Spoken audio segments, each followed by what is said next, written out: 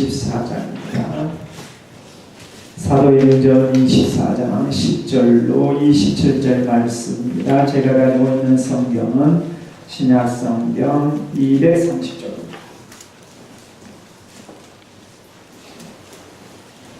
사도행전 24장 10절로 27절 말씀까지입니다. 항상 마지막 절은 합독하도록 하겠습니다.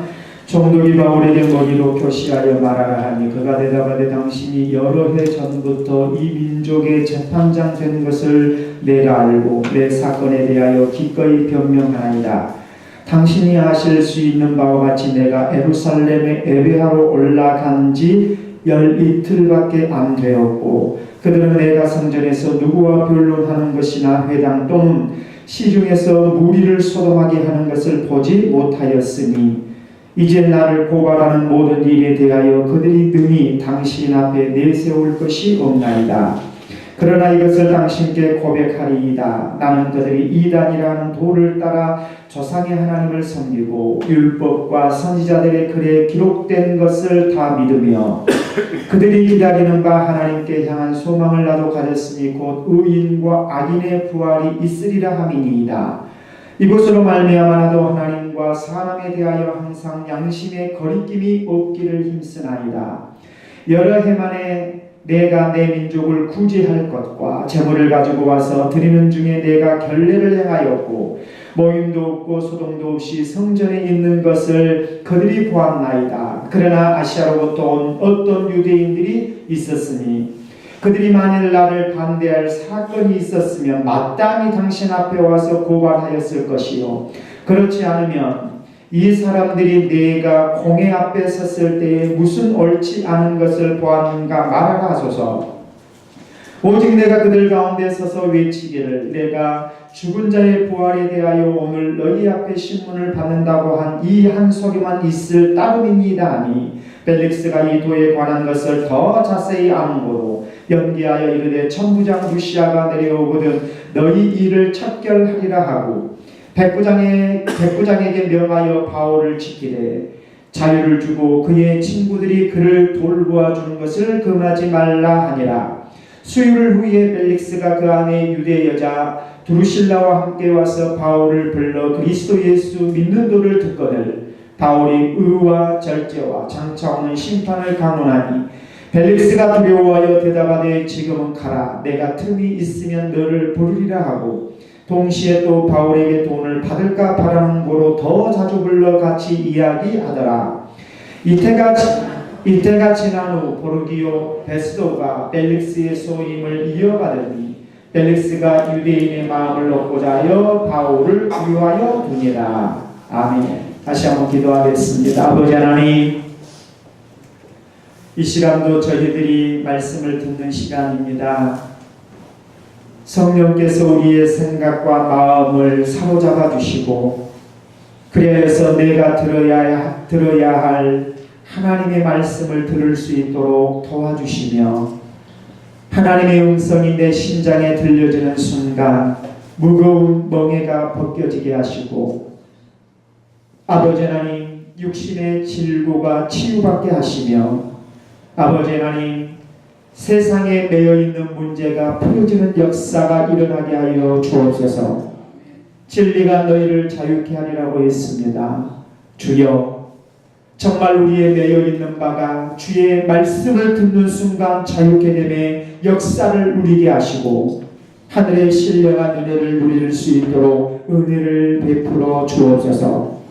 어떠한 내 인생에 무거운 짐이 있다 할지라도 아버지 하나님께서는 수고하고 무거운 짐진 자들아 다 내게로 오라 내가 너희를 편히 쉬게 하리라고 했사오니 내 인생을 벗고 주의 말씀 안에서의 쉼을 얻을 수 있도록 도와주옵소서. 종을 세우셨사오니 권세를 주시고 입술의 능력을 주셔서 온전히 살아계신 하나님의 말씀만을 능있게 힘있게 증거할 수 있도록 이 시간도 주의 종의 입술을 사용하옵소서. 믿사오며 거룩하신 예수님의 이름으로 감사하며 기도드리옵나이다. 아멘. 우리가 이 앞주의 말씀을 잠깐 우리가 생각해 보면 아나니아라는 대제사장이 더둘로라는 변호사를 데리고 와서 벨릭스 총독에게 고소를 했지요. 사도 바울에 대해서. 이 사도 바울에 대해서 고소를 했을 때 변호사 더둘로가 바울에 대하여서 벨릭스 총독에게 고발하는 그 고소의 내용은 세 가지였습니다. 그것이 24장 5절에서 말씀하고 있는데, 하나는 전염병 같은 자다. 또 하나는 천하에 흩어진 유대인을 소욕해 했다. 또 하나는 나사렛 이단의 우두머리다. 이러한 문제를 가지고 이 더둘로는 이 벨릭스 총독에게 고소를 했습니다. 이 고소가 다 끝난 다음에 유대인들이 더둘로의 말에 함께 동참을 하면서 옳다고 주장을 했지요. 그래서 우리가 하나님의 말씀을 들으면서 우리가 기억해야 될 것은, 사람들이 다 찬성한다고 해서 그것이 하나님의 말씀이 될 수 있는 것은 아니다라는 거죠. 다 모두가 찬동한다고 해서 그것이 진리가 된다, 이렇게 보장할 수 있는 일이 아니라는 거죠. 자, 이렇게 더둘로가 이 벨릭스 총독에게 이렇게 바울에 대해서 고소를 했을 때에 오늘 본문 10절 말씀을 보면 총독 벨릭스가 바울을 향해서 고개를 끄덕였습니다. 말해라. 이제 누구의 변론이 시작되냐면 이 총독 벨릭스가 바울에게 고개를 끄덕이면서 너가 변론할 이야기가 있으면 한번 해봐라 하면서 바울에게 눈짓을 보내면서 고개를 끄덕였죠. 그래서 바울이 10절 이하의 말씀을 보면 이제 사도 바울의 변론이 시작되는 모습이 오늘 읽은 본문의 말씀입니다. 자, 그러면 한번 10절 말씀을 보겠습니다. 총독이 바울에게 머리로 표시하여 말하라 하니 그가 대답하되 당신이 여러 해 전부터 이 민족의 재판장 된 것을 내가 알고 내 사건에 대하여 기꺼이 변명하나이다. 자, 우리가 이 더둘로의 변명과 더둘로가 바울에 대해서 고발하는 것과 사도 바울이 벨릭스 총독에게 자신에 대해서 변론하는 내용을 딱 비교해 보면 왠지 모르게 이 변호사 더둘로는 바울을 고발할 때 벨릭스 총독에게 아부하는 의도를 좀 드러냈었죠. 그런데 오늘 여기 말씀해 보면 사도 바울은 더둘로처럼 그러한 것이 아니고 오히려 이 바울은 이 벨릭스 총독에게 당신은 여러 해 전부터 재판장으로 있었던 거에 대해서 내가 잘 알고 있습니다 라고 이야기를 시작을 해요. 그러면 왜 사도 바울이 여기 10절 말씀에서 이 총독 벨릭스에게 하는 말이 이 민족의 재판장이 된 것은 내가 잘 알고 있습니다 라고 이야기를 시작했을까요? 그것은 아마 사도 바울이 이제 당신은 총독으로서의 이 자리에 앉아서 지금 이 문제를 판결해야 될 상황이 아니고 누구로서요?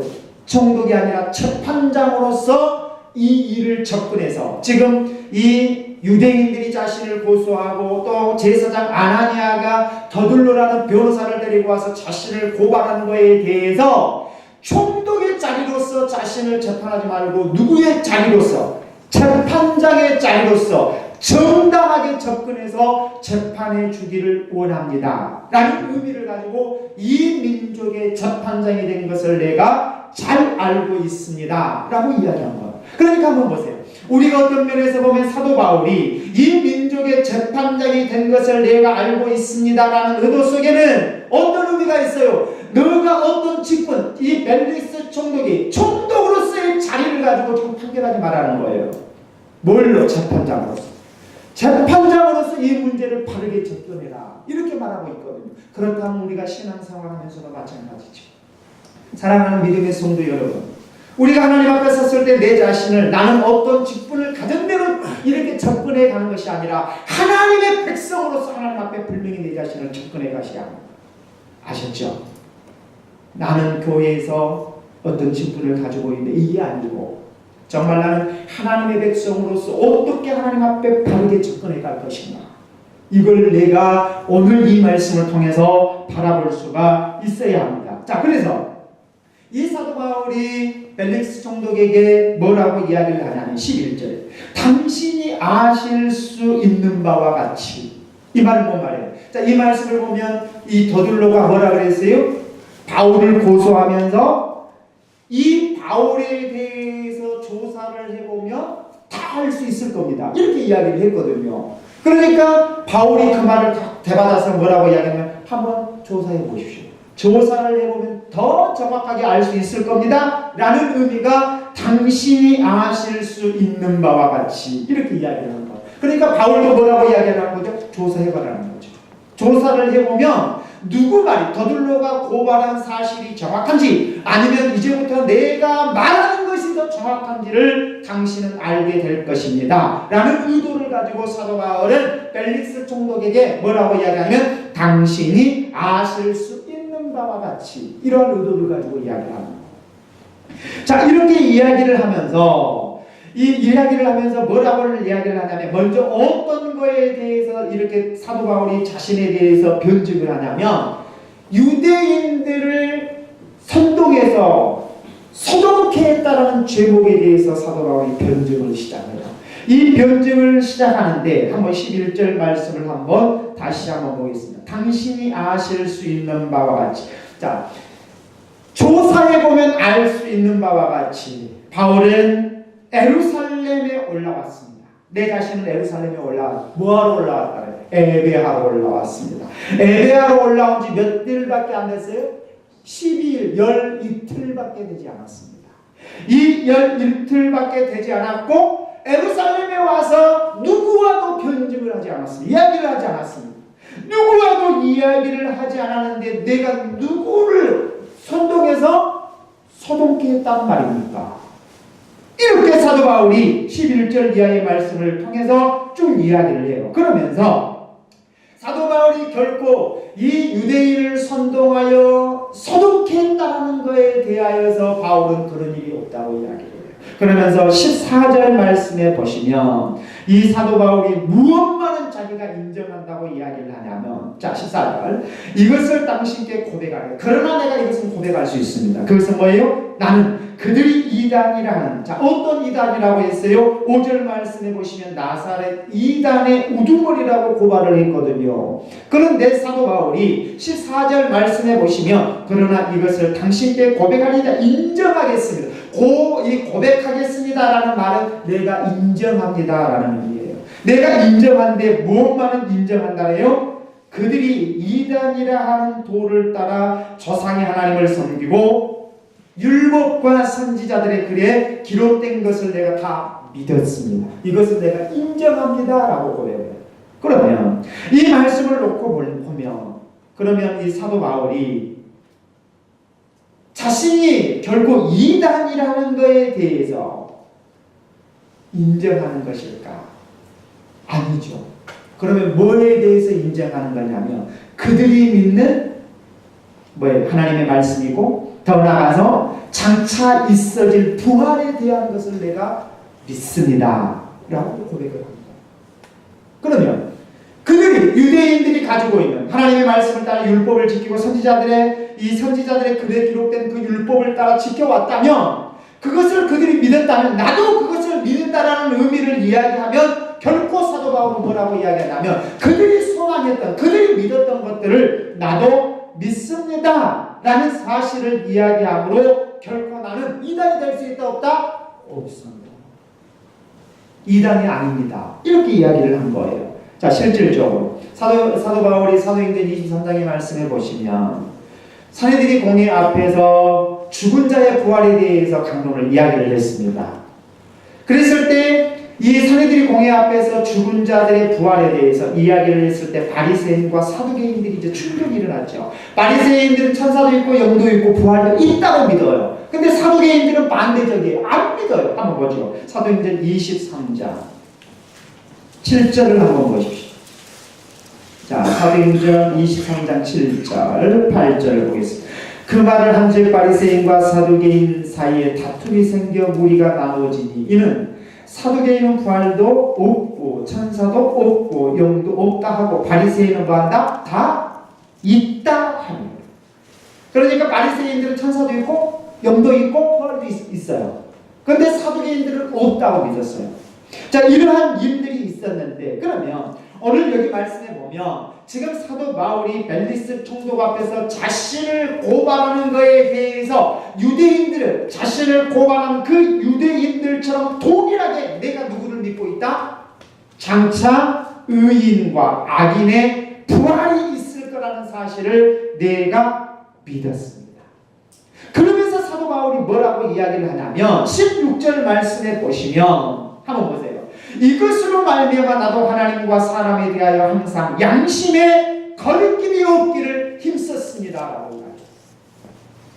자, 그러면 오늘 여기 말씀에 16절 말씀에 양심상 거리낌이 없기를 자기는 힘썼다 라고 사도 바울이 지금 벨리스 총독 앞에서 자신을 이야기했어요. 이 말은 뭐 말이냐면 한마디로 말해서 정말로 자신은 하나님 앞에와 사람 앞에 양심적으로 꺼리낌이 없이 살아왔습니다. 그렇게 살기를 애썼던 사람입니다.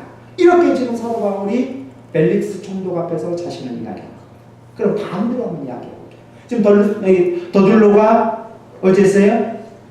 바울을 고발할 때 그 고발한 내용을 이어받아서 바울이 자신의 변증을 하는 모습을 보면 더둘로의 고발은 하나님에게와 더 나아가서 또 사람에게 어째요? 양심을 저버리면서 고발을 하는 거예요. 반대죠. 그러니까 더둘로는 거짓을 이야기하는 것이고 바울은 진리를 이야기하는 것이고 그래서 나는 하나님 앞에와 사람 앞에 양심적으로 거리끼는 것이 없습니다. 이해되시죠? 여러분, 하나님을 믿는 사람은 하나님 앞에 내가 양심상으로 꺼릴 것이 없으면 되지 여기서 끝나면 안 돼요. 어디까지 가야 돼요? 하나님 앞에 내가 양심상 꺼리낌이 없다라는 사실을 확신한다면 사람들 앞에서도 양심상 꺼리낌이 없으셔야 돼요. 이것이 믿음 생활이에요. 근데 우리가 신앙생활하면서 어떤 사람들은 어떻게만 이야기하냐면 하나님이 내 마음만 알면 되지 이렇게 끝나버리거든요. 여러분, 우리가 분명히 알아야 될 것은 우리가 신앙생활을 함에 있어서 무엇을 분명히 아셔야 되냐면 그것은 하나님께서 예수 그리스도의 십자가 사건을 통하여서 우리에게 보여주신 그 사랑을 알아야 되는데 그럼 도대체 우리가 믿는 십자가의 그 사랑 정말 하나님께서 우리에게 베푸시는 그 십자가의 도가 뭐냐 이거죠. 더 쉽게 뭐라 우리가 얼른 보면 대부분 제가 그런 이야기를 했지요. 십자가가 있을 때 우리가 뭡니까 죄송한 이야기입니다만 여러분들이 좀 이해하고 들으셔야 돼요. 십자가를 내 몸에 걸치고 다닌다고 해서 그것이 나를 지켜줄 거라고 생각한 것은 십계명을 어긴 겁니다. 그것이 나를 안 지켜줘요. 그건 액세서리예요. 액세서리에 불과한 거예요. 자, 그래서 우리가 합동치기에는 죄송한 이야기지만 안 걸잖아요, 십자가를. 왜냐하면 잘못하면 우상이 될 수 있으니까. 그러면 십자가라는 그 의미를 우리가 한번 되새겨 보면 말입니다. 십자가의 의미는요, 먼저 위에서 밑으로 내려오죠. 하나님과 나와의 관계예요. 그리고 옆으로 가죠. 나와 인간과의 관계, 이웃과의 관계예요. 이것이 십자가의 도가 이루어지는 거예요. 더 쉽게 표현하면 출애굽기 20장에 보면 이제 하나님께서 이스라엘 백성들에게 뭘 주시죠? 십계명을 주시죠. 십계명을 주시는데 1계명이 나 외에는 다른 신들을 너에게 있게 하지 말아라 라고 딱 1계명을 이야기해요. 그러면서 4계명에서 뭐라고 이야기하냐면 안식일을 기억하여 거룩히 지켜라 이렇게 말씀해요. 그러면 이것이 뭐냐 1계명부터 4계명에서 이야기하고 있는 것은 하나님과 나와의 관계를 이야기하는 거예요. 아셨죠? 그 다음에 5계명에 보면은 뭐라고 이야기를 하냐면 5계명 내 부모를 공경하라. 그리고 10계명에는 내 이웃의 집을 탐내지 마라. 이것은 뭐예요? 이웃과의 관계. 그러니까 하나님과의 나와의 관계, 나와 이웃과의 관계.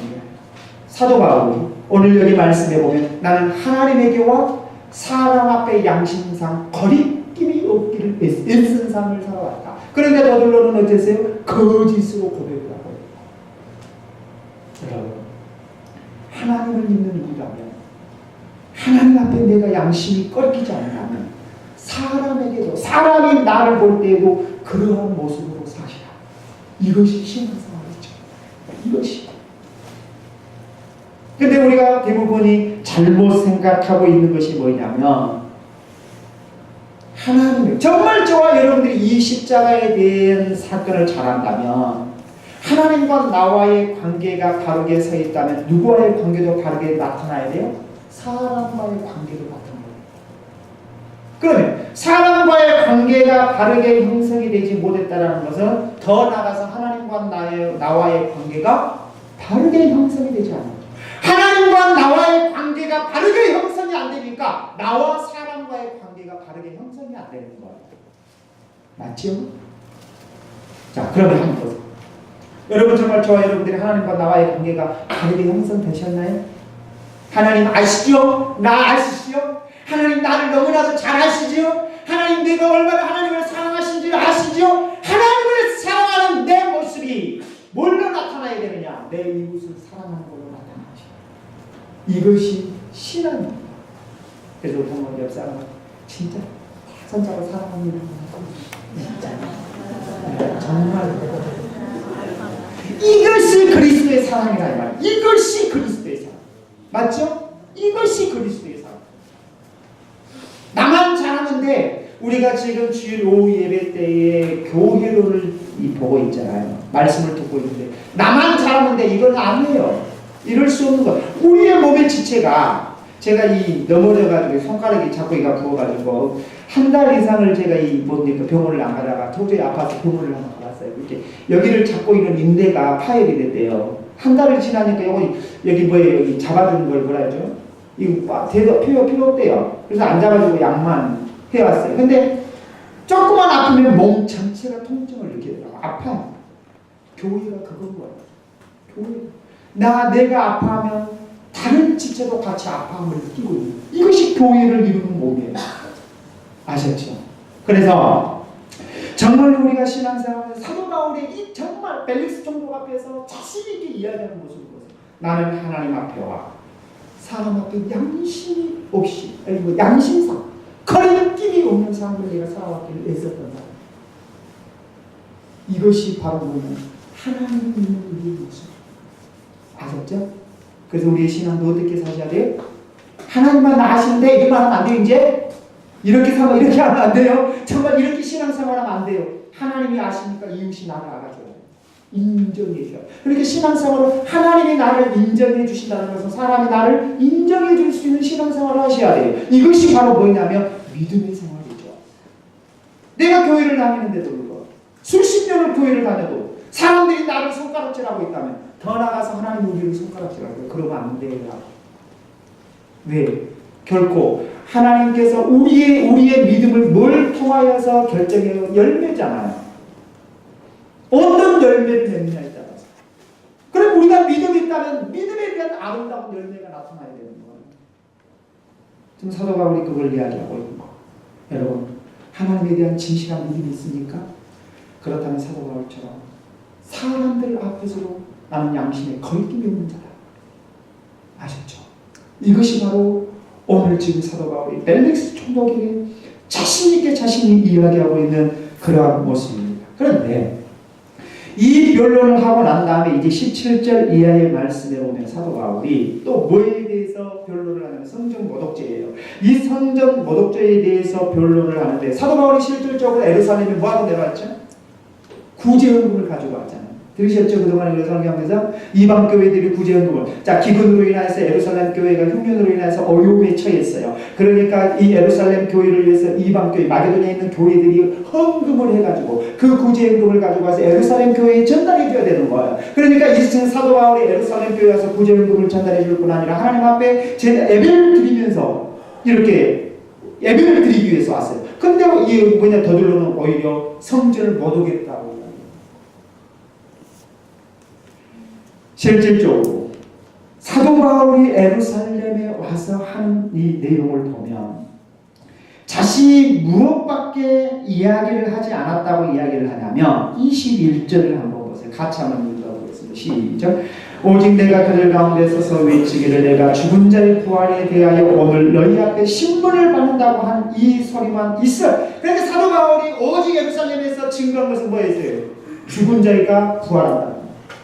이거 한마디 했다고 내가 지금 뭐예요? 신문을 받고 있다라는 거예요. 잡혀서. 이 부활에 대한 소망을 이야기했는데 있었는데 이걸 가지고 내가 지금 뭐예요? 신분을 받고 있다. 이 한 가지만 있을 뿐이다 라고 이야기를 했어요. 자, 이러한 이야기를 했을 때 한번 보세요. 이 성경을 보면 유대인들이나 더둘러나 변호사 더둘러나 어느 누구도 사도 바울의 말에 대해서 이의를 제기한 것이 있어요? 없어요? 없어요. 왜냐하면 사도 바울 자신은 떳떳하거든요. 여러분 떳떳하게 바울을 이야기합니다. 자, 유대의 많은 사람들은 도들로가 이야기한 거에 찬성의 표를 던졌어요. 많은 사람들이 찬성의 표를 던졌어요. 그지만 어떤 면에서 보면 바울은 혼자예요.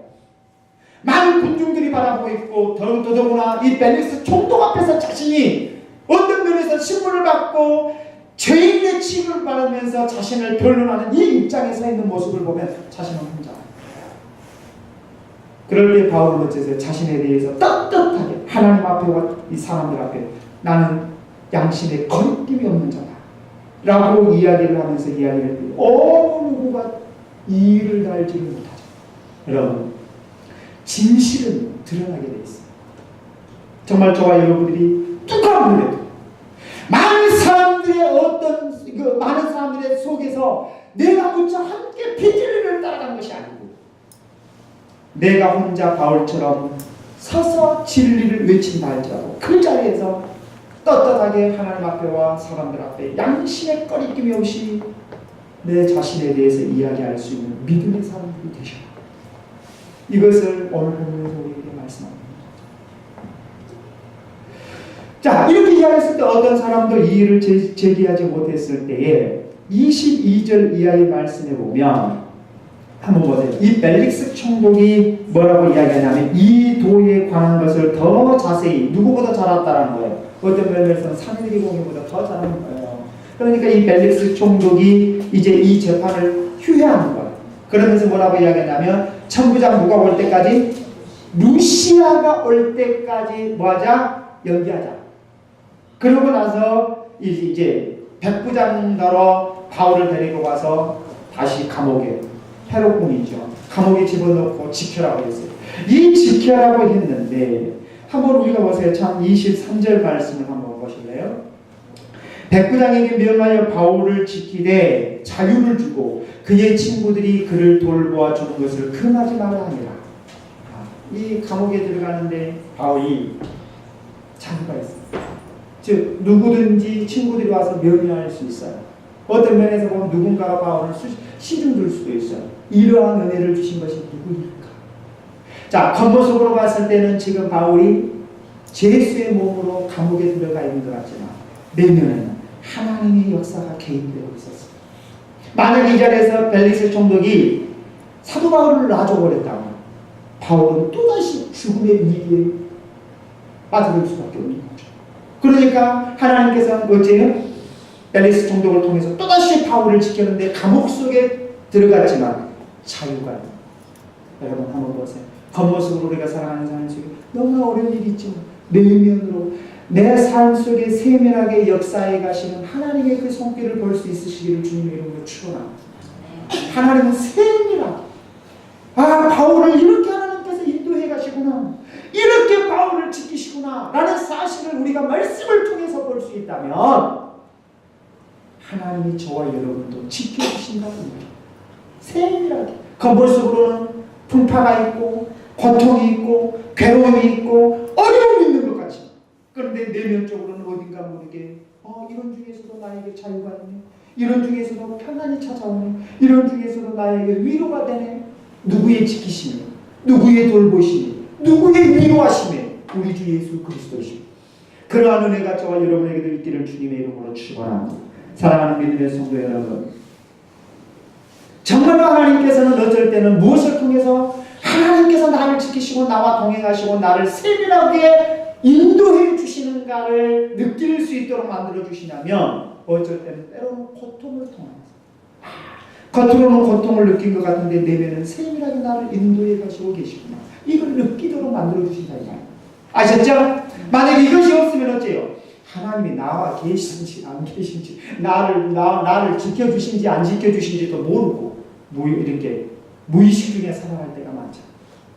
사랑하는 믿음의 성도 여러분, 이 수일후에 이 벨릭스 총독이 한번 보세요. 이제 감옥에 딱 가둬놨다가 누구를 불렀어요? 바울을 불렀어요. 이 바울은 24절 이하죠. 바울을 딱 불러서 자기 아내가 유대 여자죠. 이 여자 드루실라와 함께 바울을 불러서 뭘 듣기를 원했어요? 예수 그리스도의 도를 듣기를 원합니다. 자, 예수 그리스도의 도를 듣기를 원했다라는 말이 어떤 의미일 것 같아요? 한번 보세요. 이 벨릭스 총독이 유대 여자였던 드루실라를 뭡니까? 이 두루실라를 불러다가 함께 예수 그리스도의 도에 관한 것을 듣기를 원했다라는 말씀을 보면 어떤 면에서 보면 마치 오늘날 우리가 믿음 없이 종교 생활하는 사람처럼 자기가 그냥 위로나 좀 받고 싶고 좀 종교적으로 좀 어떤 듣고 싶은 이야기나 좀 듣고 싶고 이러는지 몰라요. 이러는지 뭐 정말로. 왜냐하면 야 우리가 바울 불러다가 위로의 말이나 좀 듣자. 추상적이고 이론적인 이야기만 좀 듣자. 자기는 그렇게 안 살아가려면서 바울로부터 들었던 말씀을 듣고 그 말씀대로 이렇게 안 살아가려고 하면서 야 우리가 추상적이고 이론적인 이야기 뭐 어디 종교에서나 하는 이야기 그리고 바울이 전해준 그 도를 또 통하여서 우리의 마음을 좀 위로받고 살자.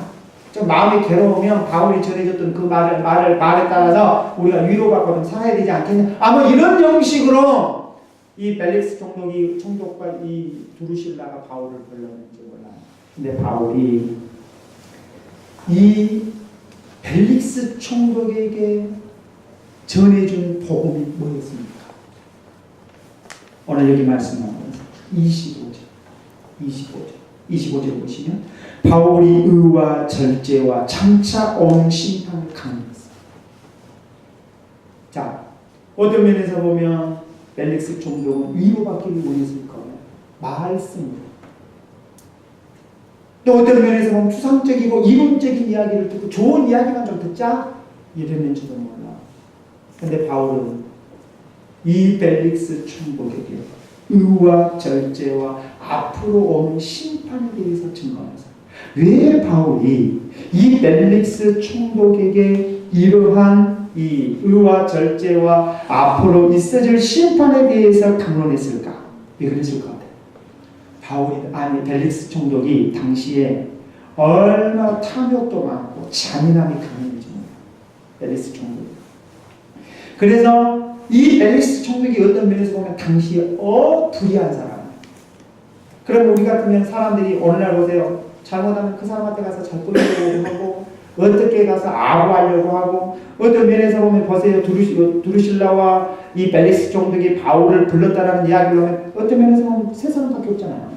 그러면 바울이 잘 보이기 위해서 막 해가지고 어떻게 해서라도 자기가 더 빠져나오고 어떻게 좋게 하려고 했을 수도 있잖아요. 근데 바울은 그렇지 않았어요. 오히려 의와 절제와 심판에 대해서 강론을 한 거예요. 이 강론을 했는데 여기서 뭡니까? 벨릭스 총독은 아주 잔인한 사람, 탐욕이 많은 사람. 이 탐욕이 많을 뿐 아니라 어떤 사람이냐면 이 불의한 사람. 그래서 도대체 그러면 이 벨릭스 총독이 탐욕이 많았다는 것을 뭘 통해서 증명해야 되느냐? 성경을 통해서 증명해 줘야 되잖아. 한번 보실래요? 자,